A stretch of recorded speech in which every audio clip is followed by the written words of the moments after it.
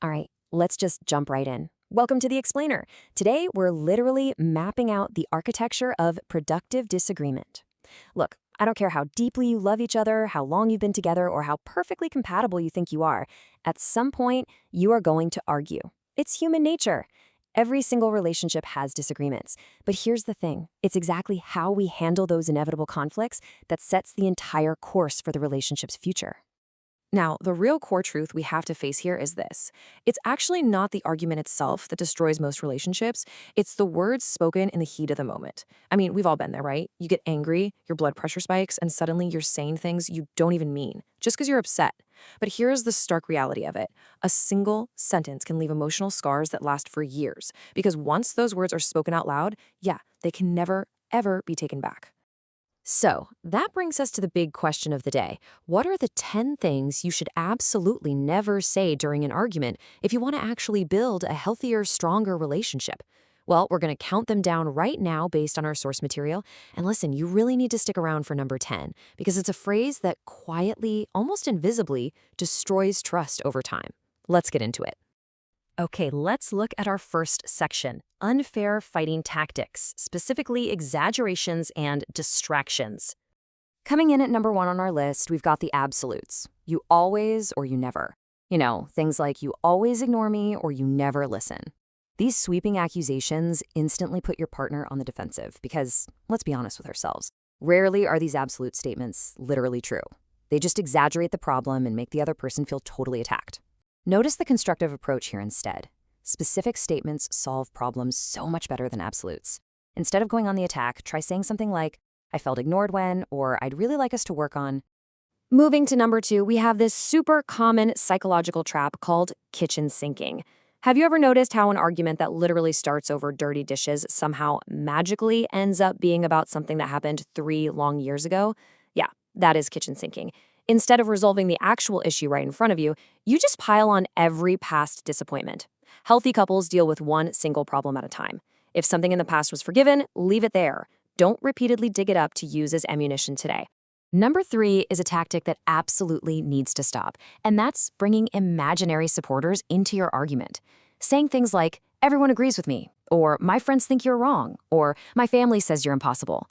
Honestly, whether it's true or not, using this tactic only makes your partner feel incredibly isolated, like they're being ganged up on. A relationship is about the two of you working through your problems together. It is definitely not about collecting votes just to prove you're right. Which leads us directly into our second category, breaking down respect, focusing on character attacks and dismissals. Number 4 on the countdown, you're just like your mother or your father. Comparing your partner to their family members, especially in a really negative, weaponized way, usually creates so much more pain than progress. You absolutely have to keep the conversation strictly focused on the current issue. Dragging their family into the crossfire, it rarely helps solve anything and almost always makes the fight deeply, deeply personal. Number 5 is a super hard boundary. Personal insults. You're useless. You're pathetic. You're stupid. Listen, never, ever attack your partner's character just to humiliate them. These words do not solve problems. Literally, all they do is damage self-esteem and slowly, methodically destroy respect. If you really need to complain, you have to criticize the behavior, not the actual person. Now, the crucial point here is about dismissal, bringing us to number 6. I don't care. Very few phrases in the English language make someone feel more dismissed and totally invisible than I don't care. Even if you are just utterly frustrated, throwing your hands up and saying this shuts down all connection. Instead, try replacing it with a request for time. Look at the constructive example we have. I need a little time to calm down, but I want us to talk about this. See? That's honest. It sets a boundary, but it isn't hurtful. And that ties perfectly into number 7. The silent treatment as a form of punishment. Look, taking a short break to cool down, totally healthy, but completely shutting someone out for days just to punish them, very destructive. Silence used as a weapon drastically increases anxiety and resentment. If you need time, just communicate it clearly. Say, I need an hour to calm down, then let's continue. This keeps the door wide open for an eventual resolution. We are now entering the most dangerous territory of our explainer, Section 3. The nuclear options, which covers coercion and relationship threats. Number 8, I'm done or I'm leaving. Please, whatever you do, don't threaten to end the relationship every single time you disagree.